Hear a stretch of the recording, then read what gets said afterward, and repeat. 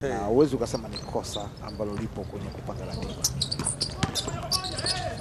Ni kweli. Pendane Moses Twin Towers zile alinani anakosa na mzungumzia Moses, kinamzungumzia Adam na Elias Shishi.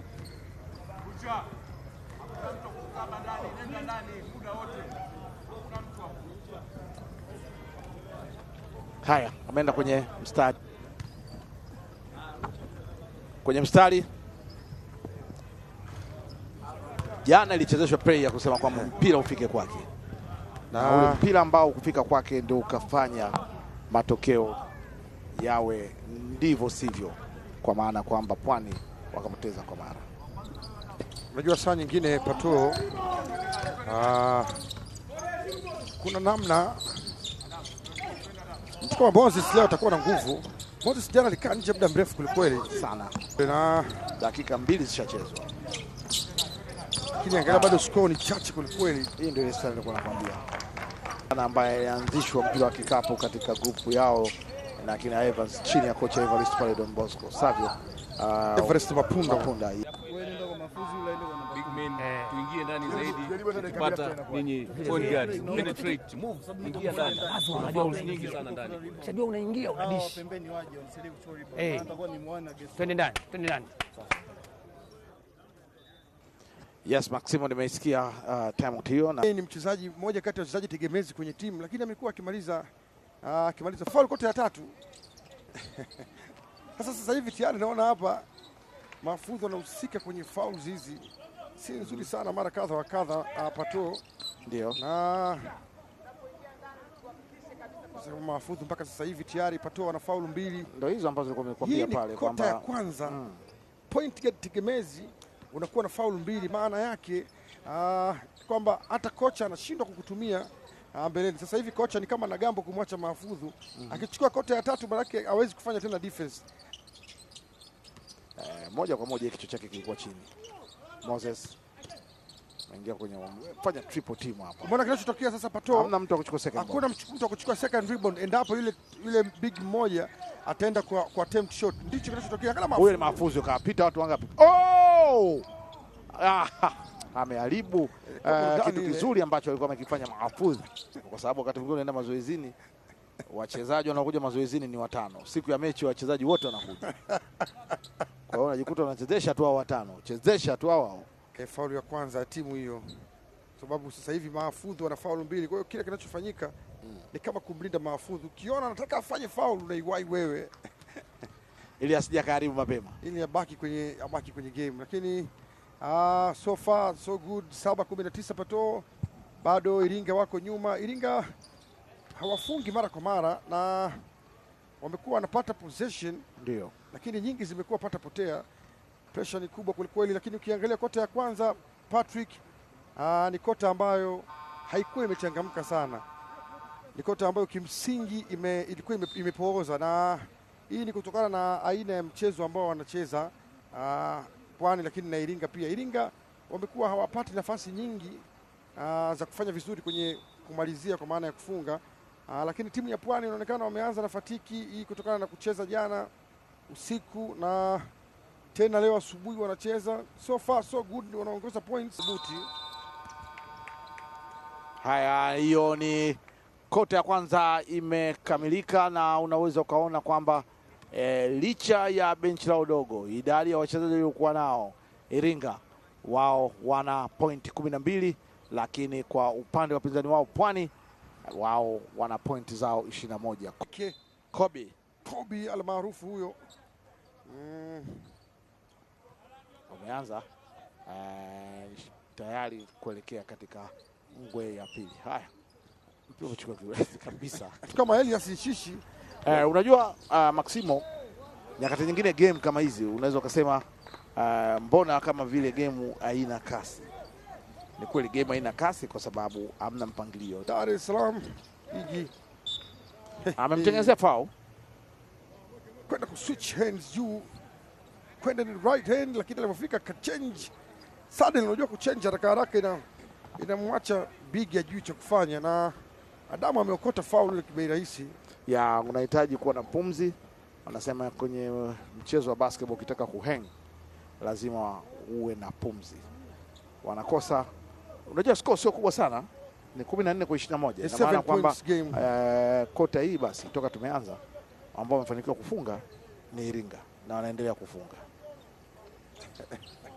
Bado 15-21, tofauti ya point 6 maximum.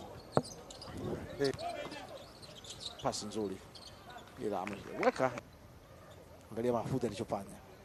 Alipiga between the leg, akataka kurudi upande wa pili, lakini angalia alivyokuwa anasukumwa. Mahfoudh na sasa hivi anahudumu kwenye upande wa club, yuko mchenga pale.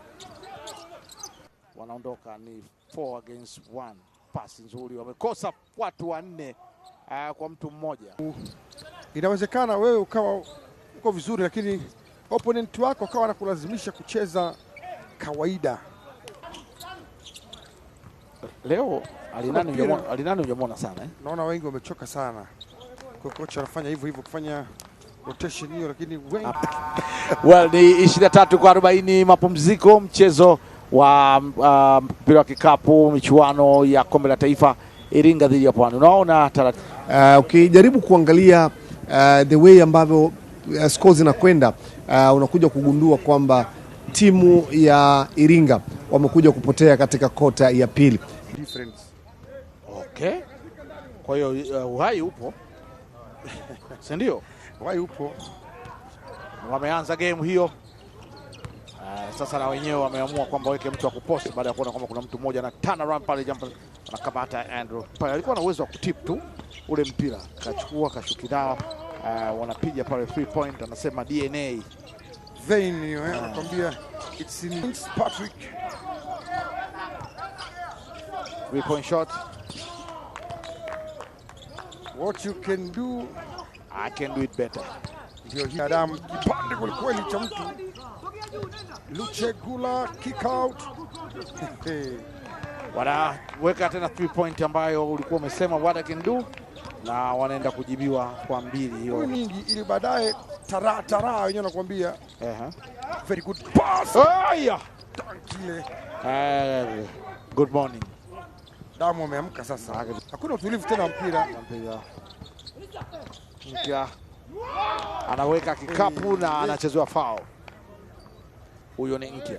Ile anatunisha misuli hivyo. Unajua kuna wanaondoka fast break pale, wana share ball vizuri. Wanaweka kikapu kingine. Wewe mambo ya pwani tu. Huku kwetu. Yaani hapa unaona watotoka Iringa, Dodoma, ni hapa ndio kwetu. Adam hate yake na Adam ni hate mbili tofauti. Kampangusa mbali mmoja, angalia. Kama aliruka flying kick. Ile ni flying kick.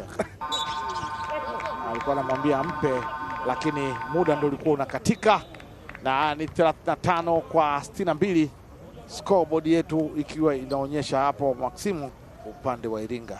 Tunatafanya nini? Tutalini chia pale kwa mkono kushoto. Maimbo naye amemkuta ndugu, basi wavuke 80 kwa sababu half time walikuwa na pointi 40. Sasa wana 72. Na kota ya tatu wamefunga sana. Shimiba ile. Patrick hiyo. Miba ile. Na referees wote wameiona hii. Wameweza kunasa kwenye dish. Mabafu yapo Chinangali hapa, ni full package. Andiko vizuri, kilomita 10 nilimwambia jana Captain Michael Malue. Nikamwambia mimi kilomita 10 ila 5 angalizo. Toka. Kama rebound Iringa wanaondoka bado Pwani. Kama unapata nafasi ya kumfunga mtu nyingi. The face hiyo from Adam. Adam alichokifanya kiangalie. Ungekuwa wewe ingekuwaje? Amepiga damu. Kwa uwezo ukatoka hivi hivi. Wewe huwezi kufanya kitu kingine. Na kitu kingine ambacho Patrick watu waelewi, labda tueleshe kwa faida tu ya mtazamaji anayetufuatilia sasa. Ukining'inia kwenye rim kwa makusudi after you dunk. That's a warning pangiwi, si ndio? Ndio. Mimi ningemwambia saa nyingine mambo yakiwa magumu, tupa fimbo uamini mbio. Alafu na uongozi wa mkoa uondoke. miguu imekataa, lakini anaondoka na mpira taratibu kabisa. Na double figure toka ingie, anatoa pasi, amesababisha vikapu wameibiwa tena mpira. Ni sinki yule. Sasa ile ni uoga. Kuna namna unasikia miguu vishindo vya nyuma, tunasema huyu asijakawa Adamu tu huyu. Wali upo hiyo. Mwena in style. Mekwa na Ali nani na Adamu. Wote wamevuka wewe. Adamu Kasim. Hiyo imepiga mbali kabisa. Kunjuka. Naam, ni mchezo umekwisha. Iringa wakiwa na 49, Pwani 84 katika michuano ya mpira wa kikapu Taifa Cup kwa msimu huu wa 2026.